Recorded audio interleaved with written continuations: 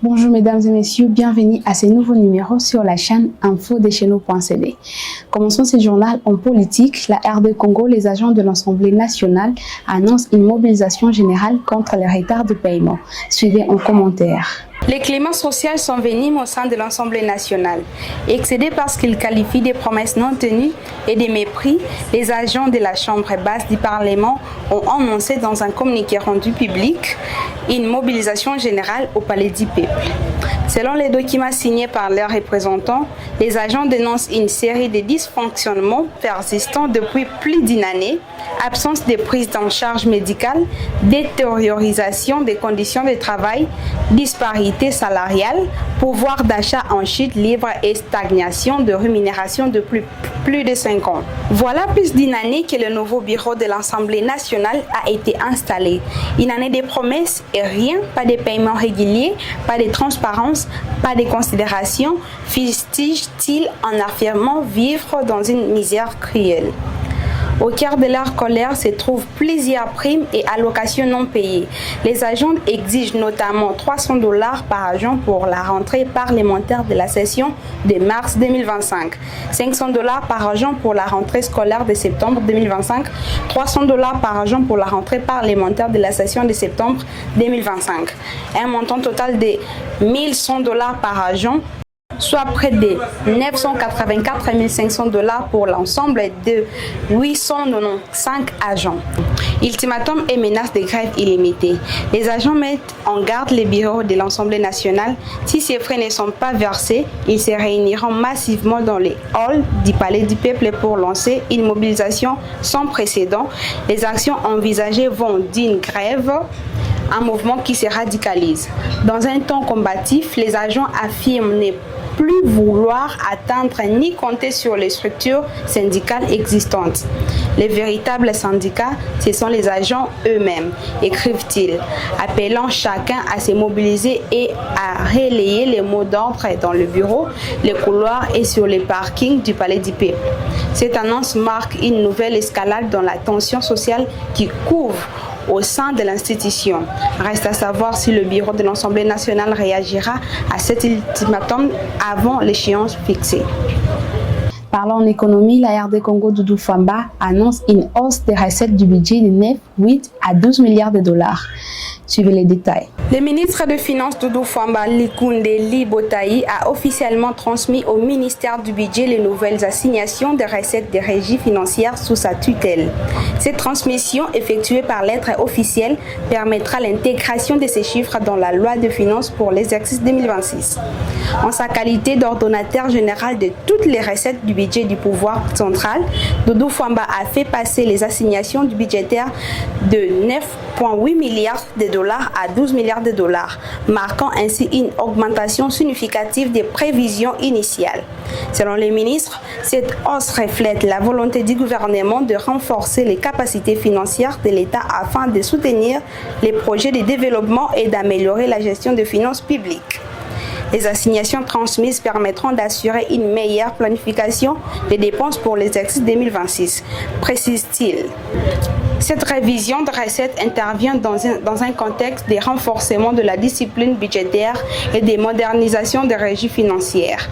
Un signal fort envoyé aux partenaires nationaux et internationaux sur la solidité de la politique financière de la RD Congo. Rentrons en politique, mesdames et messieurs, pour finir ce journal.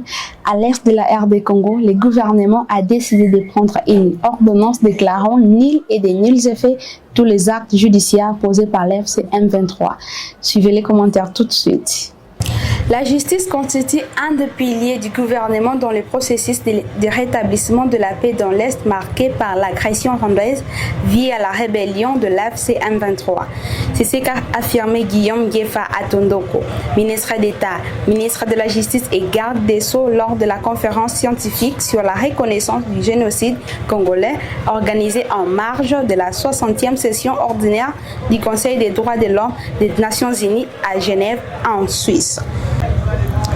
Dans son exposé, le garde des Sceaux congolais a réaffirmé la ferme volonté du gouvernement de juger les crimes perpétrés dans les zones occupées par la rébellion de l'AFC M23 soutenue par le Rwanda.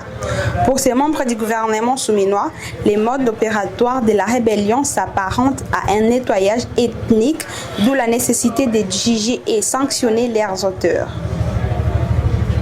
Le gouvernement de la République démocratique du Congo réaffirme sa ferme volonté de prendre des mesures concrètes afin que tous les crimes de masse et actes de nettoyage ethnique soient jugés. Les derniers en date remontent en juillet dernier où près de 300 compatriotes ont été sauvagement massacrés dans le Rutshuru. Les rapports établis par le Haut Commissariat des Nations Unies aux droits de l'homme en dit long. L'ONG internationale Human Rights Watch a été plus précis, notamment en documentant de manière détaillée les massacres de près de 140 Hutus. Ceci porte le germe d'un ciblage ethnique, point central du génocide. Celui de Kishishi en novembre 2022, commis par les mêmes forces avec le même modus operandi, a fait savoir le garde des Sceaux congolais Guillaume Ngefa. Le ministre de la Justice et garde des Sceaux a annoncé la signature de l'ordonnance portant annulation de toutes les décisions judiciaires prises par les dirigeants de l'AFC M23 qui, selon lui, ne jurent que par l'amnistie. En même temps, dit-il, le gouvernement poursuit avec monitoring des actes posés par les mouvements rebelles soutenus par le Rwanda. Le gouvernement continue d'assurer le monitoring de toutes les violations graves des droits de l'homme et du droit international humanitaire qui continuent d'être perpétrées par les forces d'occupation qui ont installé une véritable gouvernance par crime. C'est dans ce cadre que le gouvernement a décidé de prendre une ordonnance déclarant nul et de nul fait tous les actes judiciaires et juridiques posés par les groupes armés l'AFC M23 dont l'objectif manifeste est de s'accorder une amnistie pour des crimes graves. Notre engagement pour la justice et la solidarité en faveur des victimes reste un pilier, y compris dans le processus de discussion en cours pour le retour à la paix, a souligné le ministre Guillaume Ngefa, ministre de la Justice et garde des Sceaux congolais. Merci mesdames et messieurs d'être branchés sur notre chaîne infodecheno.cd, une chaîne YouTube qui est présidée par les DG Dixon Bouton Bendux, Esther Njeka à la présentation et derrière la caméra c'était Gauthier Okadi. Restez branchés surtout, abonnez-vous massivement pour ne rien manquer. Merci.